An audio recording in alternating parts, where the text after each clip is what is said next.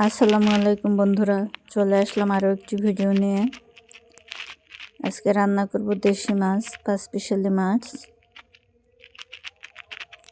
শিং মাছ, তারপরে কই মাছ আর টাকি মাছ, একদম দেশি মাছ। তো প্রথমে আমি একটা কড়াই বসিয়ে দিলাম। কড়াইয়ের মধ্যে পরিমাণ মতো তেল দিয়ে তেলটা গরম হওয়ার পরে একে একে মাছগুলো দিয়ে ভেজে নেব আমি। তো এই মাছ ভাজার ক্ষেত্রে একটা টিপস, সেটা হলো কড়াইটাকে অনেক গরম করে নিতে হবে আগে, তারপরে তেল দিতে হবে। তেলটাও ভালোভাবে গরম করে দিতে হবে, তাহলে মাছটা উল্টাতে একদমই সমস্যা হবে না।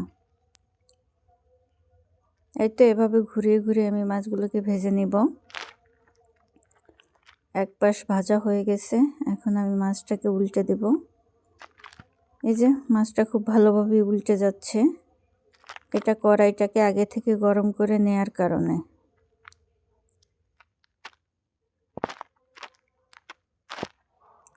এই তো আমার মাছের আর এক পাশও ভাজা হয়ে গেছে, এখন মাছগুলোকে আমি তুলে নিব।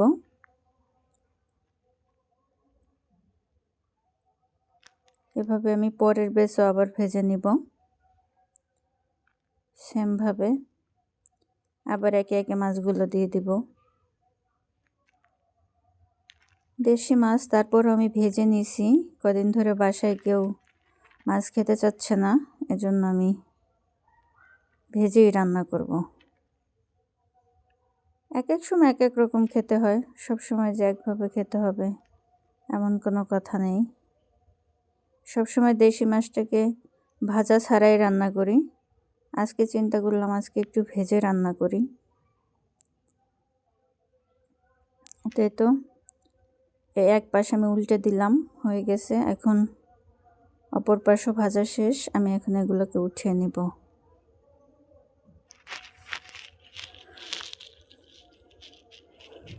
উঠিয়ে নিয়ে ওই তেলের মধ্যে আর একটু তেল দিয়ে দেব আমি। এই তো এখন এর মধ্যে আমি পেঁয়াজ বাটা দিয়ে দেব আর একটু রসুন বাটা। নতুন পেঁয়াজ আমি পাটায় বেটে নিয়েছি, এজন্য ভালো করে মিশ হয়নি। বাটাটা সমস্যা নেই, পেঁয়াজটা তো সিদ্ধ হয়ে যাবে। এটার মধ্যে অল্প রসুন আছে আর পেঁয়াজটাই বেশি। এখন আমি হলুদ গুঁড়া দিয়ে দিলাম 1 চামচ, মরিচের গুঁড়া 1.5 চামচ আর ধনিয়ার গুঁড়া হচ্ছে 1/2 চামচ।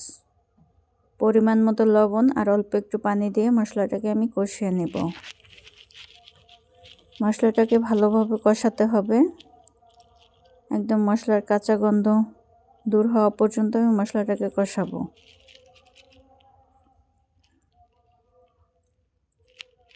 তো আমার মশলাটা প্রায় কষানো হয়ে গেছে।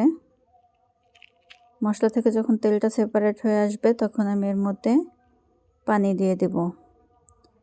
যেহেতু মাছটা আমি আগে থেকে ভেজে রেখেছি, এজন্য মাছটাকে কষানোর কোনো দরকার নেই। পানিটা ফুটে আসলে এর মধ্যে আমি পাকা টমেটো দিয়ে দিব।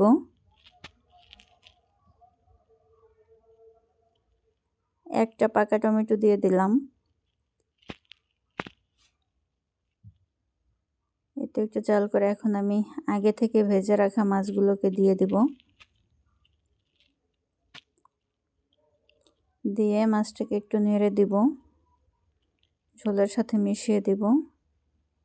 দিয়ে এখন আমি ঢাকনা দিয়ে ঢেকে রাখবো 5 মিনিটের জন্য।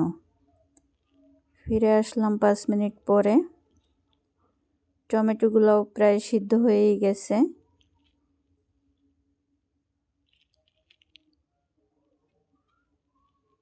এখন এর মধ্যে আমি ধনিয়া পাতা দিয়ে দেব। শীতের দিনে সব কিছুর সাথে ধনিয়া পাতা দিলে একটু ভালো লাগে। আমি ধনিয়া পাতা দিয়ে দিলাম। 1 মিনিটের মতো চুলায় রেখে আমি এটাকে উঠিয়ে নিব। ধনিয়া পাতা দেওয়ার পরে বেশি জাল করা লাগে না। এই তো বন্ধুরা, আমার রান্নাটি প্রায় শেষ। ভালো লাগলে আমার চ্যানেলটি সাবস্ক্রাইব করবেন।